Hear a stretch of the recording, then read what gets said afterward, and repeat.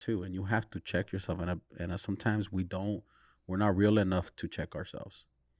We're not real enough to say, well, am I drawing enough? Am I pushing my art enough? Am I being out there on social media enough? We really have to ask those hard questions to ourselves. You know what I'm saying?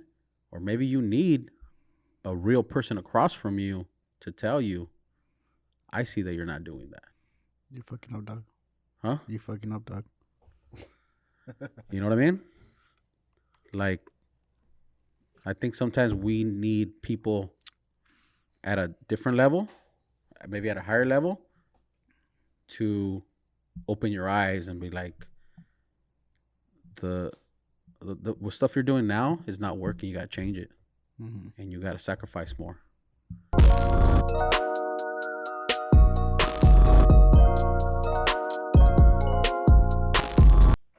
So I saw you partied hard this week. I fucking drank a lot. Yeah. Yeah, save it for the podcast. We're on already. Oh, we're on? Yeah. What's up, guys? Shit. Yeah. I fucking got drunk. So, guys, welcome back to the IQ Project. My name is Josh. I'm right here with my co-host, Ricky Tat. Yo. What up? What up? It's just us today. You got to put up with us. Yeah, we got artists that are traveling now. We got artists that are chilling. Chilling. Us. Yeah, let's continue to talk. So you got drunk. Yeah, I got drunk. Let's move on. I got drunk. I danced so much zapateado that my fucking heel was hurting the next day, bro. Fuck. I had to add to my gains too. That I move. Wait, I don't want to say how much I weigh because I'm trying to lose it all. But yeah, zapateado and having this extra weight, it's not the business, bro. And we're dancing. I was dancing since I got there. Like, your knees hurt? 6:30. No, the knees don't hurt. It was just my heel. Oh. The heel, I'm just like all that shit. Yeah, you missed out. Yeah, I was working both days. Pretty cool pieces, actually. Yeah. What'd you do? You want to put them up here or what? Show a little love or what? Hold them right here. Well, they're not done yet, so they're not here. Oh. I did Nestor. My buddy Nestor came back from Santa Barbara, so I tattooed him. Put that. It's right here. Put it up, dude. It's good. We didn't finish it. It's right here. Check it out. What kind of style is this? I don't even know, to be honest. I kind of just threw things together. See, this is the surrealism. thing. It's like surrealism. It was like surrealism. So what happened was, he's all like, I want a tattoo. I was like, all right, cool. What do you want? He's like, I don't know, whatever you want. And for clients, know this, and for artists, already know this. That's the hardest fucking thing to do. Is when someone tells you you have complete one freedom, and now you over here thinking, oh, maybe I should do this. No, I should do this. And then you start fucking questioning everything. You're like, because now I want to do something that I want. So I had to sit down. Our actual like design time came down to like 5 hours because I was trying to figure something out. 5 hours? I was trying to figure something out. And I got a little tip for you, boy. No, hold on. Oh, finish. So then I sat down. I went to the back. I was like, okay, what could I do? What do I want to practice on? That's what I said. I was like, I want to practice on dramatic lighting. So what I ended up doing was we ended up finding a beautiful model with some dramatic lighting, and we ended up switching it up. And then I like the idea of like, I've been doing a lot of girl faces with like textures around them. Mm-hmm. So it's like, okay, let me do some textures around. What could I do? So I ended up doing octopus tentacles, like wrapping around her, you know? Yeah. So wait, they're seeing it here. Yeah. You're gonna give it to Carlos. So. That's cool. It was a good. How many hours? We only tattooed for like 6 hours. 6 hours? Yeah. So 5 hours of design and 6 hours of tattooing, 11-hour total? Yeah, we out of here like at 11. I mean, that's cool, but what I recommend is that's why I personally have like 3 or 4 designs ready to go that I really want to do. Well, so when that, well, let me finish my thought. Food, don't fucking. Take it easy. Take it easy. You know, she. So, oh yeah, what I was saying is what I do is I have like 3 or 4 designs that I want to do, that I want to practice on or whatever. Like for instance, I have a whole Mexican theme one. I have a Joker style one, and then I have like a surrealism crazy statue one. Mm-hmm. So when that client does come, you save time in wondering what to do. You already have a game plan. That's why I always just put stuff together that in my mind I really want to try, and just how I'm ready. So You gotta try that. there you go, life hack, guys. Yeah. Tattoo artist hack. Because think about it. I saw you here. You were here trying to figure out, should I go this way, should I go that way? But um, all it takes is just procreate and put some stuff together, and boom, you're ready to go. No. Because it's rare to get somebody to say, free. Do what you want. Yeah. But I don't know. I've been getting those clients, like do what you want clients, but they always usually give me a topic or a theme. Yeah, well, So that's then I not just do go what you based want. on- It's do what you want based on this. Yeah, I mean it still works because I can do what I want, but it's just a theme, so it gives me a general idea of where to go. Oh.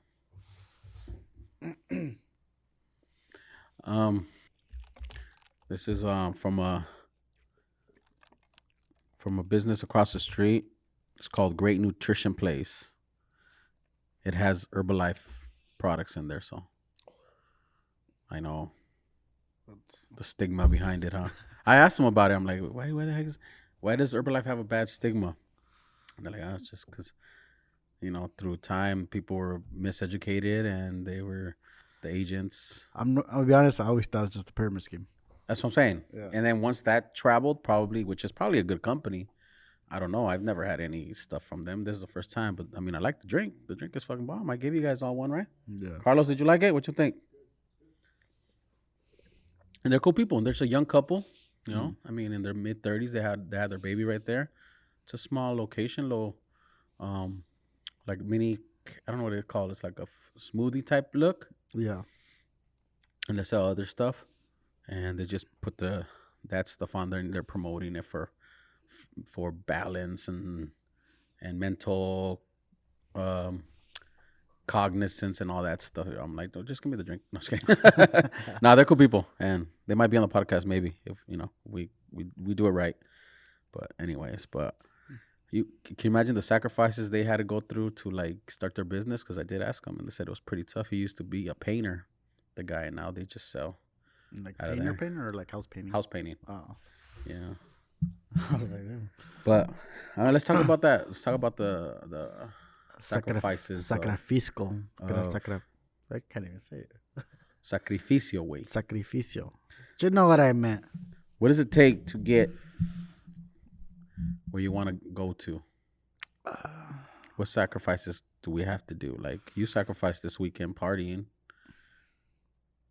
to do what? Work on pieces that I wanted to do. To work on pieces, to tattoo. Mm-hmm. And sometimes I think young artists that are listening, they think they are sacrificing, but maybe they're not sacrificing enough if it's not really if it's not really going the way they want to go. Mm-hmm.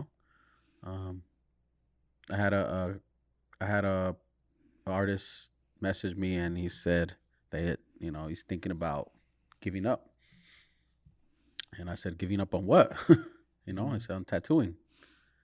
And I was like, why? Because it's just not working out for him. Mm-hmm. It's just not financially there where he wants. And I said, well, let's I was about to take a shower. I said, hey, just give me 20 minutes. We'll take a quick shower real quick. 20-minute quick shower. And then I'll call you back on the way over here. And I went on my way to the shop. I said, I'll give him a call. So we did a phone call. And I just asked him what's going on. And he's just saying that where he's at, it just feels like he's not progressing. So I've had that many times throughout my career, but I pulled through, and I had to continue. In order to pull through, I had to figure out what I have to sacrifice. I had to sacrifice time of me being out with the family, of me doing what I want, what extracurricular activities, so that I can, give love to this craft. Because what do we always say? Tattooing is a jealous bitch. If you don't give love to it, it won't show you love back. We all experienced it here, Mm-hmm. you know? And the more love you give to it, the more it'll give you back. So that's why I asked him, I'm like, how much are you drawing? He said, not much. So how can your tattooing get better if you're not drawing? I mean, that's the essence of tattooing, isn't it? We're actually drawing on people with ink. And I don't get why a lot of artists don't understand that. You're drawing on people, bro. Mm-hmm. Just with a different tool than the pencil, the marker, the airbrush. It's not a copy paste thing. A lot of people think it is. People think it is, but it's not. What did you have to sacrifice? I know we've told our story here, but do you think of one moment that you felt like this is the ultimate sacrifice to get where you're at right now? The biggest sacrifice I had to do, especially when I started tattooing, when I was getting clients, is I had no social life. I was constantly working because I was working another job. I didn't go to school full time. And the other job, I was only getting paid $300 every 2 weeks. So what I had to sacrifice was eating out. I would go to the 99-cent store and buy a box of ramen soup, and then buy their eggs there and buy food there at the 99-cent store, because it would expire within a week. So I had something to eat for the week. Mm-hmm. Peanut butter sandwiches and ramen. You were tattooing for free almost, or what? Yeah, I mean, it was a hidden small walk-in shop, but nobody knew how to get to us because we didn't promote like the way we do here. Mm-hmm. I didn't know anything about branding at that time. The most branding I did was I set a the giveaway things or the marketing things on Facebook Market at the time, and then you would use Facebook marketing. Yeah, Facebook marketing. I offer up and all that just to try to get people in. So not until I really dove into just go all in into it, where I decided to quit the other job and still continue to eat at the 99-cent store. Mm-hmm. And I just spent most of my time at the shop. That was it. Was it a 3-month thing or 6-month thing? It was about a year? A year, almost 2 years. And then on top of that, I finally got established enough because I was in San Diego. Finally got established enough where I was getting a steady clientele. Then we were talking about opening a shop. Mm-hmm. And I left all that there and moved over here and basically had to start over. And all the clients from San Diego followed you? No. I had to start over. No clienteles, no nothing from scratch. So those are the days where we're here just waiting for someone to call or someone to come in. Yeah. Those first few months. I think artists sometimes underestimate that when you move from one location to another. Yeah. The clientele sometimes doesn't follow you. No. You know what I mean? They feel comfortable getting tattooed at that place, or maybe because you moved to a different place, the rate has changed. And so they're like, well, no, I don't want to follow you over there. I used to get a rate over here, and now it's a little bit like more. So now they don't want to follow you, Most clients, what they do is they go somewhere in their general area. They're not going to drive. Unless you're an eco or unless that client has already done real research and they really love your work, mm-hmm. They're not going to drive 100 miles for you or fly to you for the most part. Or you're cool as hell, like Ricky Tat. Yeah. Just kidding. That's what I'm saying. Like, it is a sacrifice. Like, you have to, especially if you move shops. Say you're at a walk-in shop and now you decide to go into a private shop because you thought you were getting all this clientele because of the shop. Mm-hmm. And now you're realizing that the private shop, right now it's slow season for everyone. Mm-hmm. It's not as busy as it usually is. And now you're not getting enough clients. What do? You're scratching your head. How do I get clients in here? I got to pay the bills. I got to pay the rent. now this is where you gotta sit down and see, okay, what do I have to sacrifice? Unfortunately, sometimes you have to sacrifice time with your family. Those days off don't exist no more.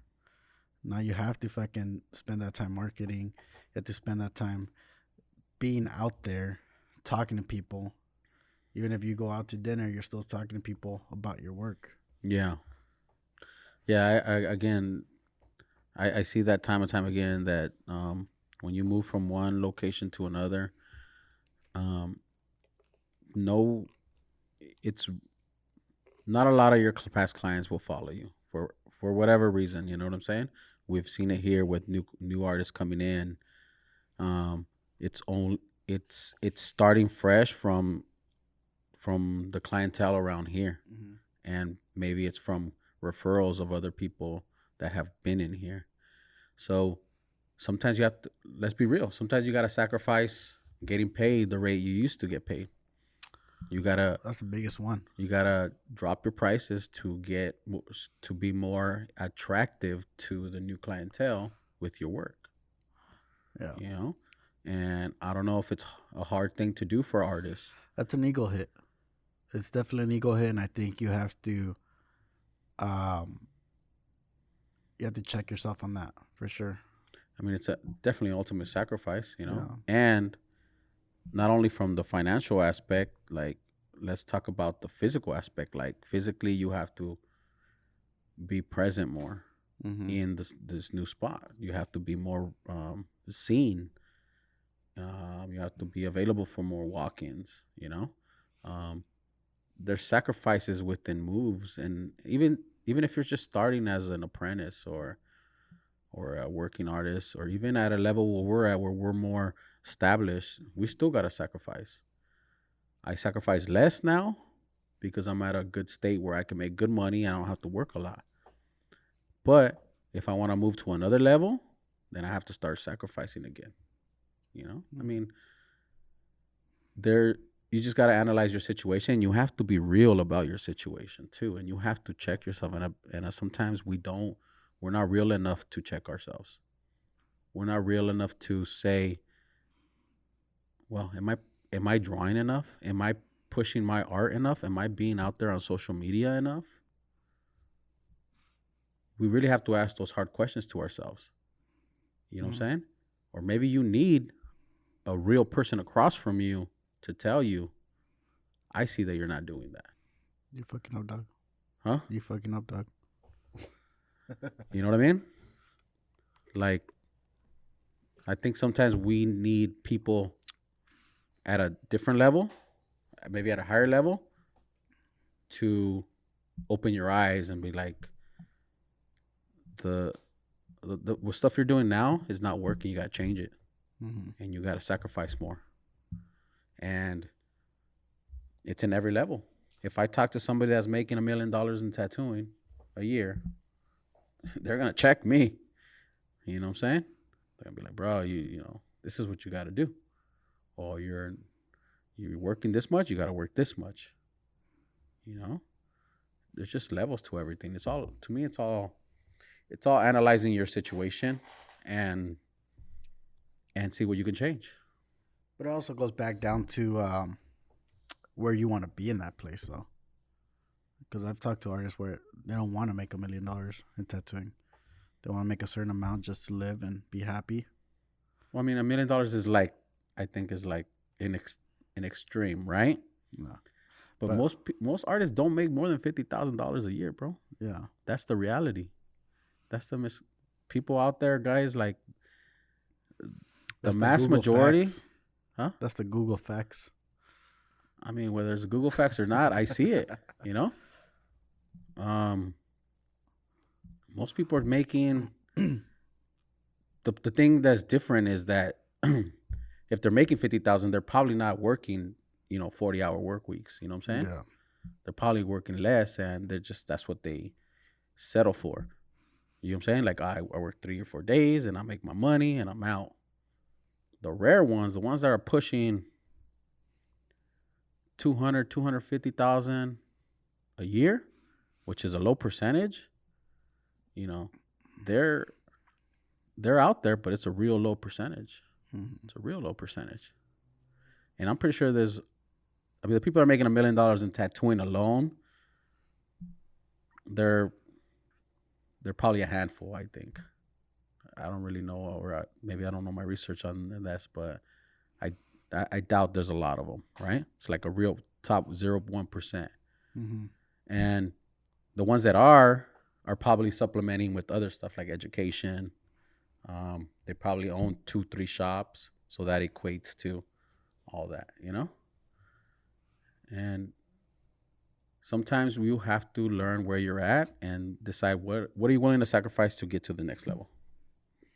You know what I'm saying? Sometimes that's even taking a step back. Taking a little step back. The concept, take a step back. Look at how everything's going and fucking now you readjust the plan. That's a hard thing to think about. Especially like going into this economy where we're at, where everything's super slow. A lot of people are not getting booked right now. Do you think we're in a recession? I don't think about it. Just going, but from the looks of it, yeah. I think because from what I've talked to older tattoo artists from the past recessions they've been into, the tattoo industry is the last one to get hit. We're the last ones to feel it. One of the last ones? And we're one of the last ones to get back on after it's over. Oh, we're always at the tail end? Tail end of it. So I feel like the recession started a while ago because we've been talking about it for a year or more, right? Mm-hmm. But I feel like we're barely starting to feel it. And it's going to get worse, unfortunately. So this is where a lot of people are going to drop off from the industry for one thing or another. You starting to see it? I mean, you interact with more artists than I do. Yeah. I just listen to YouTube. Yeah. Follow us on YouTube, by the way. Iconic TV, please. We have the vlog, guys. Hate to do a shameless plug, but I just thought about it. No, it's true. It's because you interact with a lot of artists at that painting thing. Yeah. Right? What do they say? Same thing. What I just said. It's gonna start getting worse. Yeah. But see, maybe that's a fact. This is where it goes back to like, okay, now you're seeing the dynamic of how everything's changing. Well, now you as an artist, you're gonna have to readjust. You can't be charging those, possibly if you're not getting booked or you're not working at all. Again, you're charging $2,000. Well, time to look back and okay, now I gotta drop it down. You gotta drop your prices down. It's not a bad thing. At least you're still making money. Rather make a little bit of money than no money. Especially if you're not booked at all for that month. Yeah, whether it's slowing down for artists, and if artists are gonna fall out and eventually maybe start doing Uber or working at a warehouse or something to get that stable paycheck. I try to look at it in the positive. Maybe the ones that don't really want it are gonna fall out, and the ones that are in it all in are gonna have more opportunity to gain that clientele. You see what I'm saying? I mean, I got 15 years in this, and I've seen ups and downs. And it's hard for me to put myself in that new artist position. You know what I'm saying? Because I've had it where I've had it a lot easier, where people know of me for so long already that I can just have a steady clientele. So I'd like to put myself in those shoes so I can help these young artists, But I think it just still comes down to, if you want to stay booked, you got to double, triple what you do. If you're drawing, sacrifice time with the family and draw more. Mm-hmm. If you're not posting, sacrifice watching Netflix movies or documentaries and get on it and start posting on TikTok and Instagram and all that. Like, there's ways to get out of that. There's ways to do it. But I think we just sometimes settle for what we're doing and we don't step it up for whatever reason. Yeah, and I think one big thing is that, like you're saying, like, people are going to fall down. And for those people that decide to stay on and decide to grind it out, I think you just have to stay with that positive mindset that you're going to get to the tail end of it. You're going to follow through. Like there's light at the end of the tunnel. There's light at the end of the tunnel. Yeah, because it's waves. You know? And that's the hardest thing to do. What is? Staying positive when it's so fucking hard. Yeah. So how do you stay positive? How do you stay positive? I surround myself with people with the same mentality and same goals. And it's a lot of self-talk of just, okay, fucking today or yesterday didn't go as good as you expected, but today's a new day. Let's get through it, you know, and then we'll deal with tomorrow. Every day's a new challenge. I pop on Gary V, and that shit just flips me. It really does. Gary V. Bro, it really does. He's on it again. He's on it with the whole motivational thing. And yeah, I mean, I'm not always thinking the positive. Sometimes I'm like, oh shit, you know. Mm-hmm. I have negative thoughts, and I have to check myself. You know, it's a lot of checking yourself. It's a lot all the time. But then I decided, you know, I'll just turn him on. I'll listen to him on the drive over here, and I'm just fired up. And I come in, and I'm like, fuck it, you know, I'm on. But I think if we have to do that as like a routine. Yeah, I mean, especially right now, like, we're talking really Tony, like, Tony Tone? We've been getting a lot of cancellations, and there's like last minute cancellations, and I mean, you already have your plan out for the month or your week planned out, and then last minute they don't show up. That just destroyed your whole week, your whole fucking goal for the week, right? So what you could do is fucking sob over it or just get over it, and you lost a day. Oh well, figure out the next day now. Yeah, cancellations are a funny thing, you know. We can say, you know, plan for them and have people waiting for you. Have those rotational people that are waiting to, you know, that you can call on and be like, hey, man, I got a cancellation. You're down. Boom, they're here. Mm-hmm. But those are hard to find because it's sometimes with the scheduling. But to that, I would probably say, like, just overbook yourself a bit. You know, if you plan on having 15 clients for the month and that's going to make you the money you want to make, then plan on having 17 clients. Because if you get, most likely you don't get more than 1 or 2 cancellations a month. Mm-hmm. It's rare, unless COVID comes back, you know. It was just back to back. But at least 1 or 2 a month that happens. So once those come out, at least you hit your 15 again. Overbook, you know. That's an argument for another day. What? Huh? COVID? No. The whole about that one? Booking thing. Why? Let's talk about it. Because me and Antonio were talking about too, like, we had a whole talk about it. Okay, so like we book all week, right?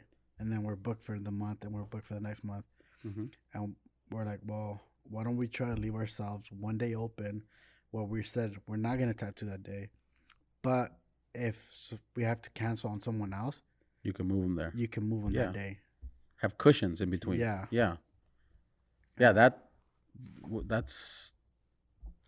You should do it like that. But if an artist books 5 days, let's say you work Tuesday through Saturday, that's your days. And you book Tuesday through Saturday, solid. There's no room for anything in there. And if you have to work all 4 weeks solid to make your ends meet, then clearly you need to charge more. Do you understand what I'm saying? Mm-hmm. Charge more, eliminate days in between so you can have days in between that you can move around somebody cancels, you know, you can put them in. See, so the sacrifice to that is now you lose clients. Yeah, you lose clients, but you work less and you make more. So what's the hardest thing right now is for someone to raise their prices and lose those clients? One more time. Why is that so hard for someone to do, is raise their prices to lose those clients? I'll tell you what. I had this conversation yesterday with a gentleman too. It kind of is the same thing. Raising your prices doesn't start from when you decide to raise prices because you analyze your situation. It starts way before that. Here's what I mean. If you know you want to raise your prices next year, to double your rate. Let's say you're at 1,000. You want to raise them to 2,000 next year. Your actions that justify that 2,000, meaning better tattoos, on time, professional, customer service, doesn't start when you start charging those $2,000. It starts a year, 6 months prior. You start giving them that overvalue to those people that were paying 1,000, because now you're telling those people, I'm giving you more, therefore later on I'm gonna charge you more. And when those clients tell their other clients, oh man, this guy's been working on his work, it goes bigger, he adds this to it, now he's doing this, the customer service on point. Now when you just raise the physical price of a tattoo, you know what I'm saying? Now it's justified because you've been doing it. But I feel like artists get trapped when they're like charging 1,000, they're charging 1,000, right? And then all of a sudden they're like, I gotta raise my prices, but nothing's changed. Their habits are still the same. You get me? What are you doing different to justify that increase? But it's also a mental thing, though. You gotta mentally adjust yourself to say, okay, I believe, because now you're so set on, I believe I'm worth $1,000. So how do you mentally change yourself to say I'm worth $2,000? I think you don't decide that. I think the market decides that. Yeah, your clients. The market decides that, right? But you also have to decide that on yourself. Yeah. So you decide that before you even decide to talk about that. That's the mental change. That's what I'm saying. You should start 6 months for. That's what I did. I was like, I got to raise my prices, man. I'm working too much and I'm getting a lot of people inquiring. I can reduce the waiting time. Instead of booking so far, right? I can reduce it. I can cut some out and I can raise my prices. Some of them are not going to want my pricing anymore because it's probably past their budget. That's fine. There's nothing wrong with that. You decide what you want to pay and I decide what I want to charge. If we meet, boom, we do business, right? So when I just said, I'm going to go up to $2,000, I didn't just do it from one day to the other. I started up here first. I started telling myself, all right, man, you're going to be charging more. What value are you bringing? Are you going to act more professional? Okay, I'm going to act more professional, meaning I'm on time. I have my designs ready, or we work on it together. I communicate better. I listen to the client better. Am I giving them a tattoo better than what they walked in thinking they were going to have? Boom, I was always doing that. Time and time again, we hear it here from our guys, our clients. Man, this looks a lot better than what I came in thinking I was going to get. That's the ultimate approval right there, bro. When a client says to you, my tattoo looks way better than I thought what I was going to get, that's your ultimate fucking checkpoint. Check, you know what I mean? Like your ultimate approval is what I'm saying. So that starts mentally. That's how I did it. I mentally started, I'm going to do that, but I was still charging less than $2,000. You get me? So now let's go even more extreme. I want to eventually charge $5,000 for a day. Repeat that again. Right? So what's the difference between charging $2,000 and $5,000? What do you mean? What is the difference between that? $3,000. No. Right? In our experience, do a lot of people pay $5,000 a day? No. Right? No. Exactly. So what do we have and I'm analyzing this, and I'm not saying I have the right answer because I'm not charging $5,000 a day. But there's cats out there in the world that are charging way more than that. So then you got to think, what do I got to do different to charge $5,000 a day session, 8 hours? Well, it's not doing the same thing that I'm doing now. I have to think of what more value can I bring. Go get them in a helicopter? Go pick them up from the airport. Go provide them. No, I'm serious. That's really, a helicopter. Iconic helicopter. No, but adding different stuff is what we That's the talked way to with get Steve one. from Golden Triangle. Yeah. What more features can you add to your service that validates that? Because again, the client determines that if I'm worth 5,000 or if I'm worth $500, right? Mm-hmm. So if I know that maybe that's a good thing to think about. If you know where you want to go and charge, because it's not just about money, right? But we're talking about money right now. It's a business podcast. If you know where you want to go as far as charging, then start doing that now. Mm-hmm. Start working towards that so that when you switch your pricing, it's justified. But I haven't done none of that, right? Quick interruption here from the podcast, guys. I know you're listening to it right now, but I just want to let you guys know, if you guys are looking for a tattoo in the Fontana area or Inland Empire, check out our website. Josh is going to tell you guys a little bit more about our website. Yeah, so if you want to check out our website, go on iconictattoostudio.com. You can check out all the artists that we have here at the shop on there. If you want to set up an appointment with one of them, you can fill out the consultation form and we'll get back to you as soon as we can. So adding different features than what you're adding now, whatever encompasses the whole thing of the tattoo process, whether it's, pampering them more, maybe doing a private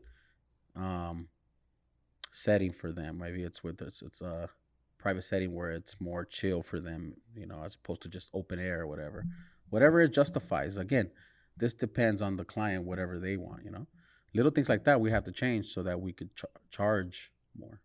Mm-hmm. You can't just do the same thing and all of a sudden, or your tattooing has to excel so much, like drastically, like go from. Well, I mean, that has to be part of it. Well, of course. It can't just be, oh, I'm just giving you these services, but your tattooing is still shit. I mean, at $2,000, nobody's doing shit tattoos. No. If they are, then a lot of clients are being fooled, and they need to fucking check out. Unfortunately, there's people like that. Well, that's on them, But that's what I'm saying. Well, anyways, we went off topic a little bit, but if you want to definitely grow, there's sacrifices and what are you willing to do? You know what I'm saying? Everybody has a stage. Apprentices have stages.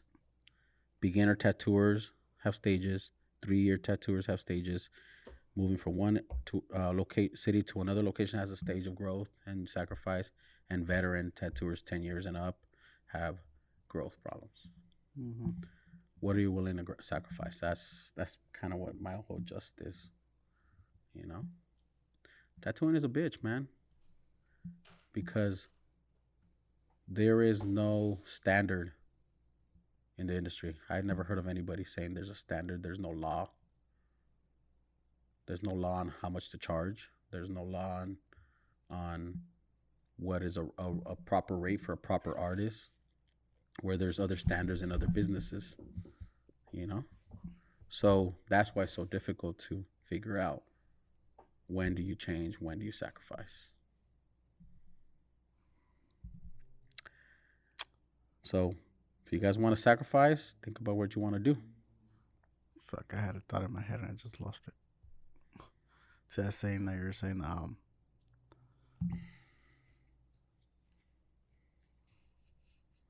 fuck, I got a brain fart today.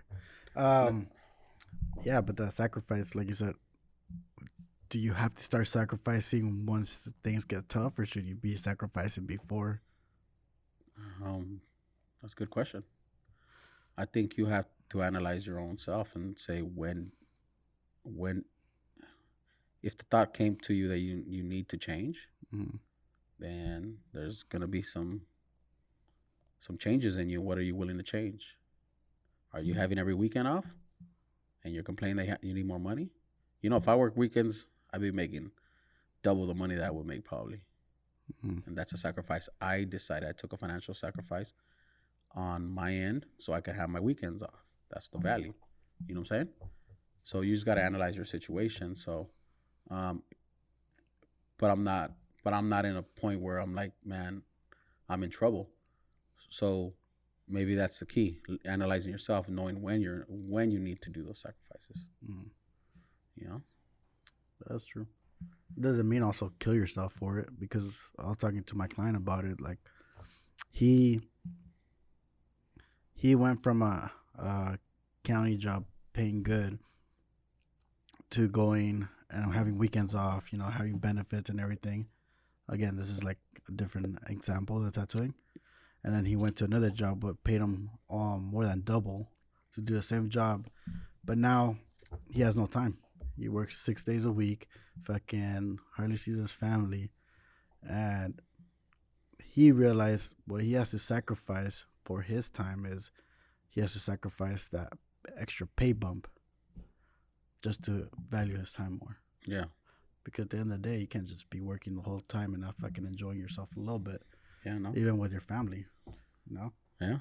I mean, sometimes I would the other way around.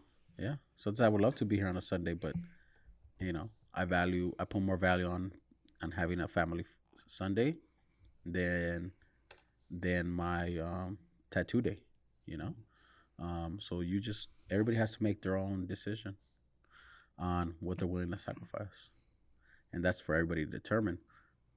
But I don't know anybody that's been successful that hasn't said, I didn't sacrifice anything. It was all when I needed it, and it was fine. There's you have to give up some stuff to gain some stuff. I gotta give up some fucking tacos to look sexy. And I love tacos.